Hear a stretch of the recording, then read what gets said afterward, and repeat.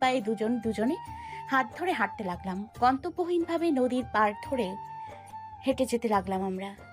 রাতের চাঁদের আলোতে দুজনাতে হারিয়ে যেতে লাগলাম। 1.5 বছর পর বন্দুক তাক করে রেখেছে ইউসুফ কুহুর মাথার উপর। মুখে তার ভয়ানক হাসি। কুহুর সামনে চেয়ারের উপর পা রেখে কুহুর মাথা বরাবর বন্দুক ধরে রেখেছে। বন্দুকের ট্রিগারে তার এক আঙ্গুল, যা দেখে বারবার কেঁপে উঠছে কুহু। কুহু ইউসুফের সামনে হাঁটু গেড়ে বসে, তার 2 হাত পেছনে শক্ত করে বাঁধা, মুখে তার কষ্টেপ দেওয়া। সে কিছু বলতেও পারছে না, শুধু চোখ দিয়ে বন্যা বয়ে যাচ্ছে। কেমন আছো বেবি? বলে বাঁকা হাসলো ইউসুফ। আমি শুধু করে যাচ্ছি। হঠাৎ করে ইউসুফকে দেখে আমার ভয়ে আত্মা বের হয়ে যাচ্ছে। উপস, তুমি কথা কিভাবে বলবে? আমি তো তোমার মুখ বন্ধ করে রেখেছি। 1 মিনিট খুলে দিচ্ছি। বলে জোরে টান মারলো কষ্টের, যার জন্য ব্যথায় আপনা আপনি বের হয়ে গেল মুখ থেকে আহ শব্দটি। ভাইয়া প্লিজ আমাকে ছেড়ে দিন, মুখ খুলতেই বলে উঠলাম। তিনি সাথে সাথে আমার গলা চেপে ধরলেন আর বলতে লাগলেন, ছেড়ে দেবো? দেবো ছেড়ে। তার আগে আমার হিসাব নিকাশটা করে নিই। এই 1.5 বছরের প্রতিটা মুহূর্তে, প্রতি সেকেন্ডের, প্রতিটি ঘন্টার, প্রতিটা দিনের, প্রতিটা মাসের, প্রতিটা বছরের হিসাব নিয়েই তারপর তোকে ছাড়বো। খুব শখ না তোর পালাবার, আমাকে ছেড়ে যাবার? আর সব শখ আমি তোর মেটাবো। বলেই তিনি আমার গাল চেপে উঠালেন এবং তার বরাবর দাঁড় করালেন। বাহ, তুই তো আগে থেকে অনেক সুন্দর হয়েছিস। ভালো বডি বানিয়েছিস, ছোট ছোট কাপড় পরতে শুরু করেছিস। সব মিলিয়ে তোকে তো সেই অ্যাট্রাকটিভ লাগছে রে। আজ কি যে হবে তোর! বলে অট্টহাসি দিতে লাগলো। আমার ভয়ে যে মুখ দিয়ে কথাই বের হচ্ছে না, তার উপর তার এমন কথা, কান লাল হয়ে যাচ্ছে আমার। তখনই তিনি আমার সামনে এসে হেসে বলতে লাগেন। ভয় করছে? বলে তিনি তার বাম হাত দিয়ে আমার পেছনের চুলের মুঠি ধরে টান দিলেন জোরে। আমি সইতে না পেরে বলতে লাগি কাঁদতে কাঁদতে, ভাইয়া ভাইয়া প্লিজ, আমার লাগছে। তিনি এবার আরো জোরে ধরে বলতে লাগেন, ভাবই পাখি, আমি তো লাগার জন্যই ধরেছি। তোকে আদর করবে বলে তো ধরিনি। বলেছিলাম না আমাকে ছেড়ে কখনো যাস না, তাহলে আমার থেকে খারাপ আর কেউ হবে না। ভাইয়া আমাকে ক্ষমা করে দিন। ক্ষমা? ক্ষমা আমার ডিকশনারিতে নেই। যেটা আছে সেটা শাস্তি। তুই জানিস তোকে কতটা খুঁজেছি। পাগল হয়ে গেছিলাম তোর জন্য। আমার ফিলিংসের কোনো দাম নেই না? চিৎকার করে বলতে লাগেন তিনি। তার এমন চিৎকারে চোখ বন্ধ করে নি, শক্ত করে। তিনি আবার বলতে লাগেন, বলেছিলাম বারবার এমন কিছু করিস না যে আমার আসল রূপটা তোকে দেখানো লাগে। বলেই তিনি আমাকে কষে চড় মারলেন আর আমি ছিটকে নিচে পড়ে গেলাম। তাতেও যেন তার রাগ কমছে না। তিনি টেবিলের ওপর থেকে একটি লাঠি নিয়ে আমার সামনে বসে পড়লেন আর আমাকে টেনে তুলে বিছানায় ফেলে দিলেন। তারপর আমার পা ধরে টান মেরে তার সামনে তুললেন। আমি বুঝতে পারছি না ভাইয়া কি করতে চাইছেন। তখনই তিনি আমার পায়ের তালাতে জোরে জোরে বাড়ি দিতে লাগলেন বেত দিয়ে। আমি পা সরাতে চাইছি কিন্তু পারছি না, ব্যথায় চিৎকার করে যাচ্ছি। এতে যেন ভাইয়া আরো জোরে দিতে লাগলেন। আমি পা সরানোর জন্য মুচড়ামুচড়ি করছি, হাতটা বাঁধা, তার জন্য কিছু করতেও পারছি না।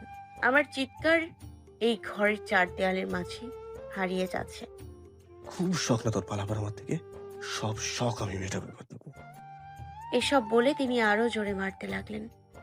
আমি জোরে চিৎকার করে বলে যাচ্ছি, ভাইয়া আমাকে ছেড়ে দিন, আমি আর কখনো এরকম করব না। ভাইয়া মনে হয় না আমার কথাগুলো তার কান পর্যন্ত পৌঁছেছে। এভাবে কিছুক্ষণ পর তিনি আমাকে ছেড়ে দেন আর বেত ফালিয়ে আমার সামনে আসেন। আমি শুধু চোখের জল ফেলছি, ব্যথায় মুখ দিয়ে কোনো যেন শব্দ বের হচ্ছে না। তখন ইউসুফ আমার গালে আলতো করে স্লাইড করতে করতে বললেন, ভাবি পাখি, কষ্ট হচ্ছে খুব, তাই না? আমারও যে হয়েছিল, খুব কষ্ট হয়েছিল।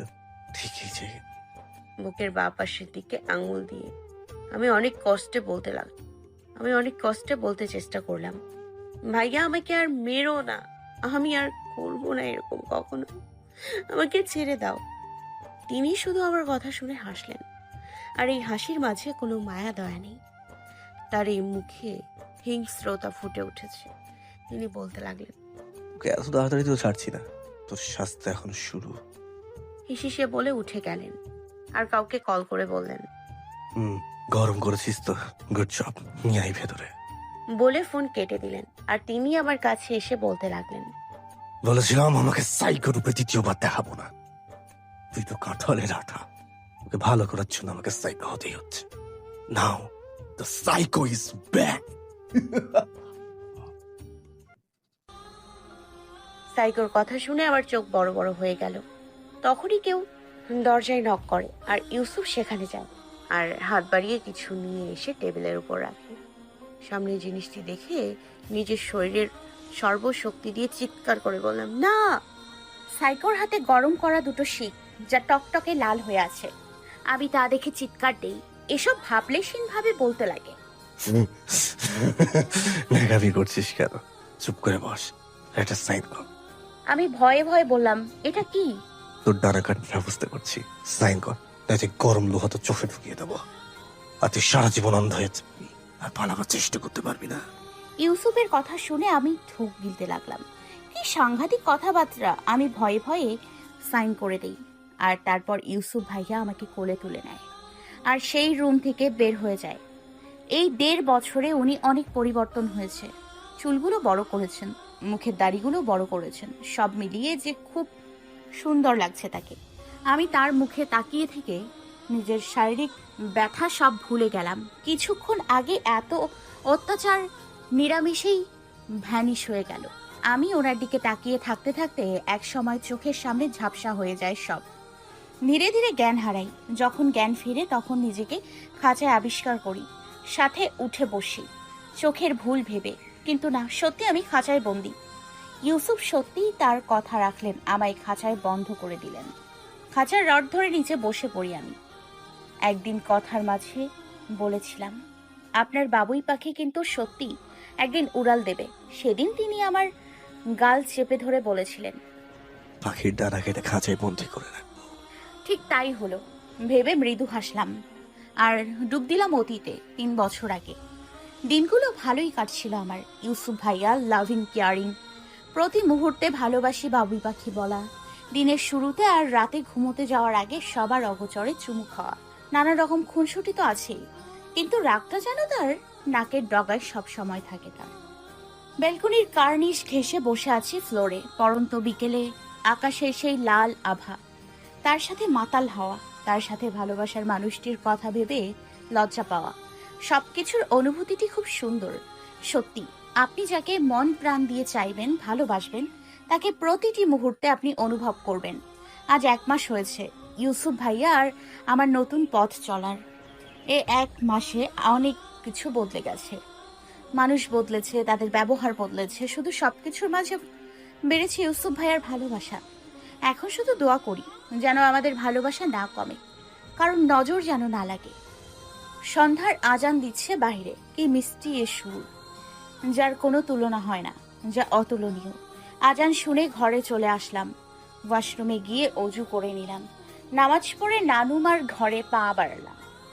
নানুমার শরীর এখন আরো খারাপের দিকে, তিনি বিছানা নিয়ে নিয়েছেন। খুব মিস করি সেদিনগুলো। নানুমার আমাকে জোর করে মাথায় তেল দেয়া, খাইয়ে দেয়া, ঘুমোতে না পারলে গল্প শোনানো, আমার সাথে খেলা করা, কখনো পড়া দিয়ে, কখনো কাপড় দিয়ে পুতুল বানিয়ে দেয়া, নামাজ পড়া শেখানো, বাড়ি থেকে এসে তাকে জড়িয়ে ধরা, সবকিছু খুব মিস করি। ঘরে আসতেই অনবরত ফোনটি বাজতে লাগলো। রিসিভ করার আগেই কেটে গেল। ফোনটা হাতে নিতেই দেখতে পেলাম হোয়াটসঅ্যাপে অনেকগুলো মেসেজ, ছবি, ভিডিও একটি আননোন নাম্বার থেকে পাঠানো হয়েছে। ফোন স্ক্রল করতেই আমার চোখ ছানা বড়া। আমার হাত পা কাঁপতে লাগলো কিছু মুহূর্তে। তখন আবার ফোনটি বেজে উঠলো। আমার সেই আননোন নাম্বার। কাঁপা কাঁপা হাতে ফোনটি রিসিভ করতেই চোখ দিয়ে অধর ধারা বইতে লাগলো। কেমন আছো? আপনি? কাঁপা কণ্ঠে বললাম। ভয় পাচ্ছ? আমি চুপ। নাকি পুরনো স্মৃতি মনে করে কাঁদছো? কোনোটি না, বুঝলেন রিয়ান? বাট আমার তো মনে পড়ে তোমার সাথে কাটানোর সময়গুলো, তাই তো পিক তুলে রেখেছিলাম। আর ভাবলাম তুমিও মিস করছো, তাই তোমাকেও পাঠালাম। আচ্ছা, এগুলো পিক যদি আমি ইউসুফকে পাঠাই মন্দ হবে না বলো? আপনি আমাকে ব্ল্যাকমেল করছেন? তেমন কিছুই। আমি ভয় পাই না। তাই নাকি? ওকে দেন, আমি ইউসুফের সাথে সাথে সোশ্যাল মিডিয়াতে আপলোড করে দিই। তুমি তো আবার পরিচিত ফিগার। বলে হাসতে লাগলো। এদিকে আমার কলিজার পানি শুকিয়ে যাচ্ছে। এই পিকগুলো যে অপ্রত্যাশিত ছিল আমার জন্য, কারণ এখানে এমন অনেক পিক আছে যেগুলোতে বোঝা আছে তার সাথে আমি কোনো ঘনিষ্ঠ কাজে লিপ্ত। এখানে সবকিছুই সেদিন হঠাৎ ঘটেছিল। অ্যাক্সিডেন্ট ভেবে ভুলে গিয়েছিলাম। এগুলো সাজানো যে ষড়যন্ত্র বুঝতে পারিনি। কি হলো বেবি? আগে তো এরকম ছিলে, আর এখন ক্যারেক্টারলেস হলে কেমনে? আমি কি বলবো বুঝতে পারছি না, বাকরুদ্ধ হয়ে গেছি। তাও নিজেকে সামলে বলতে লাগে, কি চান আপনি? Good question. মিট করো আমার সাথে, অ্যাড্রেস সেন্ড করছি। বলেই কল কেটে দিল। তখনই একটি মেসেজ আসে আর আমি বের হয়ে যাই। সেটাই যেন ছিল আমার করা ভুল। পার্কের একটি বেঞ্চে বসে আছি, সন্ধ্যার সময়, তাই আশেপাশে মানুষ নাই বললেই চলে। আমার ভয় করছে খুব, না জানি কি হতে চলেছে আবার আমার লাইফে। তখনই একটি গাড়ি এসে থামে আমার সামনে। গাড়ির জানালা খুলে ভেতরে আসতে বলে সে। আমি তখন আমতা আমতা করে বলি, যা বলার এখানেই বলেন। গাড়িতে ওঠো। বললাম তো যা বলার এখানে বলেন। ঠিক আছে, আমি তোমার মামা মামি আর ইউসুফের ফোনে এসব পাঠিয়ে দিচ্ছি। এ কথা শোনার পর আমি দেরি না করে গাড়িতে উঠে বসি। তখন সাথে সাথে রিয়ান আমাকে বলে, আমাকে বিয়ে করো, প্রবলেম সলভ। আমি তার কথায় চমকে যাই আর বলতে লাগি, কি যা তা বলছেন, আমার বিয়ে ঠিক হয়ে আছে। আই নো, বাট এ বিয়ে হবে না। হয়তো আমাকে বিয়ে করো, নয়তো আমি সব লিক করে দিব। যা ইচ্ছা করেন, আমি আপনাকে বিয়ে করব না বলে বের হয়ে চলে আসি। কিন্তু তখনই রিয়ান আমার হাত ধরে বলতে লাগে, ওকে দেন, তুমি যা চাও তাই হবে। বলে সে আমাকে তার কাছে নিয়ে আসে। আর কিছু বুঝে ওঠার আগেই সে আমাকে জড়িয়ে ধরে ফেলে। আমি তাকে ধাক্কা দিয়ে সরিয়ে দিই। তখন আমার শরীর কাঁপা শুরু হয়ে গেছে অলরেডি। গাড়ি থেকে নামতেই মুখোমুখি হই মামির, আর তিনি আমাকে কষে থাপ্পড় মেরে দেন। আর তখন রিয়ান গাড়ি থেকে নেমে মামিকে বলতে লাগেন, আন্টি, আপনি ওর গায়ে হাত তুললেন কেন? এখানে তোমরা নষ্টামি করবে আর আমি চুপ থাকবো ভেবেছ? ভাগ্যিস তোর পিছু নিয়েছিলাম, নয়তো জানতামই না কিছু। ইউসুফের জেদের কাছে হার মেনে বিয়েতে রাজি হয়েছিলাম, কিন্তু তুই, মা যেমন তুই তার থেকেও খারাপ। কেমনে পারিস তুই? আর এই তুমি জানো না ওর বিয়ে ঠিক হয়েছে? তাহলে কেন ওর সাথে সম্পর্ক রাখছো? আন্টি, ও আমাকে ডেকেছে, আমি তো আসিনি। এবার মামি আমাকে আরেক চড় মারলেন। আমি কিছু বলতে চাইলাম, তিনি আমাকে বলতেই দিলেন না। তিনি আমাকে টেনে হিঁচড়ে বাসায় নিয়ে আসলেন। তখন মাত্র ইউসুফ বাসায় এসে হাজির হয়েছে। হলে সবাই উপস্থিত। মামি ইউসুফের কাছে গিয়ে বলতে লাগেন, খুব তো বড় মুখ করে বলেছিলে, কুহু ভালো মেয়ে। বারবার বলেছিলাম রক্তের ধারা কেউ ছেড়ে দেয় না, পচা রক্ত যে পচা হয় তা নিজে দেখে নাও। রিয়ান আমাকে জড়িয়ে ধরেছিল, তা আন্টি পিক তুলেছিল, আর তাই ইউসুফ দেখে তার মাথায় ঢক করে আগুন জ্বলে উঠল। ইউসুফ তেড়ে এসে আমাকে মেরে বসে। সেখানে উপস্থিত নানুমা এসব দেখে সইতে পারেন না, সাথে সাথে স্টক করেন। সবকিছু এত জলদি হয়ে গেছে যে বোঝার বাইরে। নানুমাকে হসপিটাল নেওয়া হয়, আর ততক্ষণে অনেক দেরি হয়ে গেছে। ডাক্তার জানায় নানুমা আর নেই। পুরো পরিবারে তখন শোকের ছায়া। শব্দ শেষে পড়ে আমার ঘাড়ে। সেদিন নানুমার কাফন দাফনের পর ইউসুফ কোথায় যেন হারিয়ে যায়। এসবের মাঝে নানান কথাবার্তা আর রিয়ানের অত্যাচার আর সইতে পারছিলাম না। সেদিন সাহস করে বিষের বোতল নিয়ে বসেছিলাম রুমে। আর ইউসুফের বলা লাস্ট কথা মাথায় ঘুরছিল যে, আমার বিশ্বাস নেই, আমাকেই ভেঙে দিলি। তোর কম ভালো হচ্ছিনি, কেন করলি আমার সাথে এমন? এখন থেকে শাস্তি তুই পার। বলেই সে চলে যায়। তারপর থেকে 7 দিন তার কোনো খোঁজ খবর ছিল না। সেদিন আমি চিৎকার করে বলেছিলাম আমি নির্দোষ, কিন্তু আমার কথা কেউ বিশ্বাস করেনি। 7 দিন পর একদিন আমার ঘরে মামি আসেন আর বলতে লাগেন, তোর মা তোর বাবার সংসার তছনছ করেছিল আর তুই আমার করে দিয়েছিস। বলে তিনি খুব কাঁদেন। তার কান্না অনেক কষ্ট দিচ্ছিল আমাকে। আমি তার কাছে বসে বলেছিলাম, আন্টি মা, বিশ্বাস করো আমি কিছু করিনি সেদিন। তখন উনি আমাকে আরো কিছু পিক দেখালেন যেগুলো রিয়ান আমাকে দিয়েছিল। আমি এগুলো দেখে চুপ হয়ে যাই। কিছু যে বলার ছিল না আমার, কি বলবো আর আমি। তখন তিনি বলতে লাগেন, আর কিছু বলার আছে? জানি কিছু বলতেও পারবে না আর।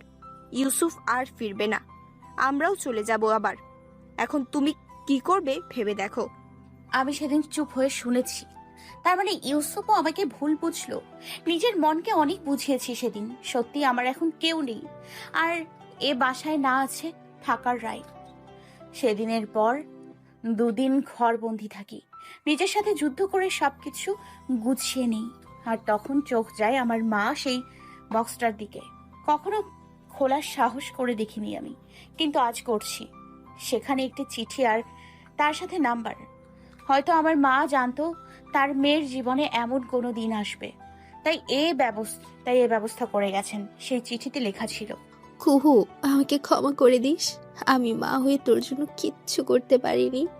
আর এখানে একটি নাম্বার আছে, যদি কখনো বিপদে পড়িস এ নাম্বারে কল করিস। আর পারলে আমাকে ক্ষমা করে দিস।